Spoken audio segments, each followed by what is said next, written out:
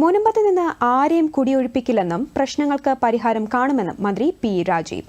ഉപതെരഞ്ഞെടുപ്പ് കഴിഞ്ഞ ശേഷം ഈ മാസം 22-ന് ഉന്നതതല യോഗം ചേർന്ന് പ്രശ്നം പരിഹരിക്കാൻ ചർച്ച നടത്തുമെന്നും അദ്ദേഹം എറണാകുളത്ത് വ്യക്തമാക്കി.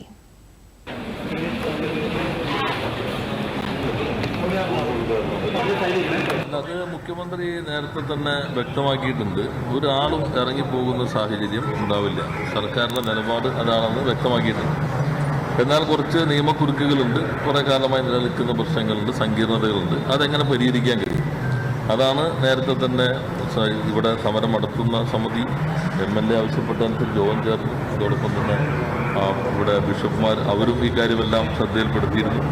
അതിൻ്റെ അടിസ്ഥാനത്തിൽ നികുതി അടയ്ക്കുന്നത് സംബന്ധിച്ചുള്ള തീരുമാനമെടുത്തു. എന്നാൽ അത് ഹൈക്കോടതി സ്റ്റേ ചെയ്തു. അത് സംബന്ധിച്ചും ഇത് വക്കഫാണോ ഇല്ലയോ ഇങ്ങനെ ചില തർക്കങ്ങളെല്ലാം നിലനിൽക്കുന്നുണ്ട്. അപ്പോൾ ആ ഘട്ടത്തിൽ ഇപ്പോൾ ഈ പ്രശ്നങ്ങൾ ശാശ്വതമായി പരിഹരിക്കാനായിട്ടുള്ളൊരു ഉന്നതതല യോഗം നേരത്തെ കണ്ടിരുന്നു.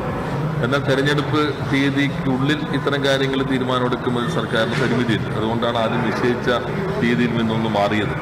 ഇപ്പോൾ നമ്മൾ തെരഞ്ഞെടുപ്പ് കഴിഞ്ഞാൽ ഉടൻ, ഇവരിപ്പോൾ ആവശ്യപ്പെട്ട അനുസരിച്ച് തെരഞ്ഞെടുപ്പ് കഴിഞ്ഞാൽ ഉടൻ തന്നെ 20-ന് തെരഞ്ഞെടുപ്പ് കഴിയും.